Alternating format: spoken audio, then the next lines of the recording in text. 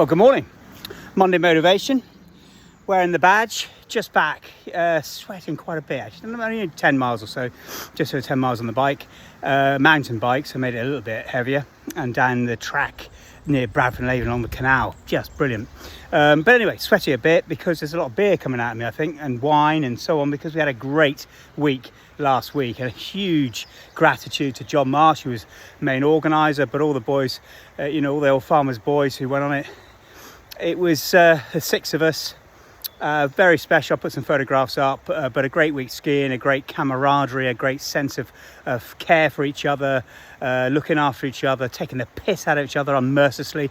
Russ is pretty brilliant at that, I have to say. But being able to handle that because they know it's coming from love and care, and that's special in a bunch of senior men, old boys, to be able to then have adventure on the slopes as well, to ski hard, to push yourselves and to deal with some of those emotions of a bit of fear, a bit of trepidation. And actually we were really safe. I think everyone had one fall. I think one guy had two falls, but none of it serious and no injuries. So thank God for that, and a brilliant week. And I'm hugely grateful to them and for the beautiful area we were in. What the hell it was called? Marihofen, but beautiful Austrian place. So yeah, really special. I come back, good weekend. But I played golf yesterday, which was brilliant. Not very well, I have to say, but got out there.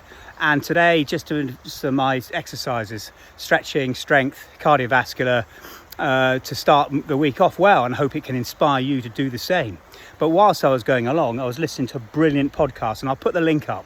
And it's the High Performance Podcast, brilliant podcast, and loads of stuff on leadership, on self-leadership particularly, and a great interview with Steve Peters, a well-known psychologist, worked in sport incredibly well and successful in sport with amazing athletes, and turned their lives around and turned their success around.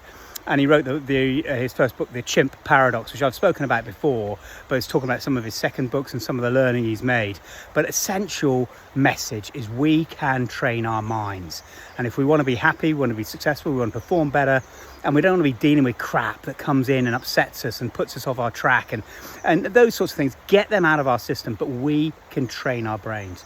And it's worth a listen to, so I'll put it up with this. Hope you have an amazing week, and actually why it's also worth listening. It's very important what we get laid down when we are young, and the words that teachers say to us, parents say to us, grandparents say to us. And I know there are a number out here who've got grandchildren now, who may have impacted on their own kids, but could impact more positively and more effectively with their grandchildren. What do you think?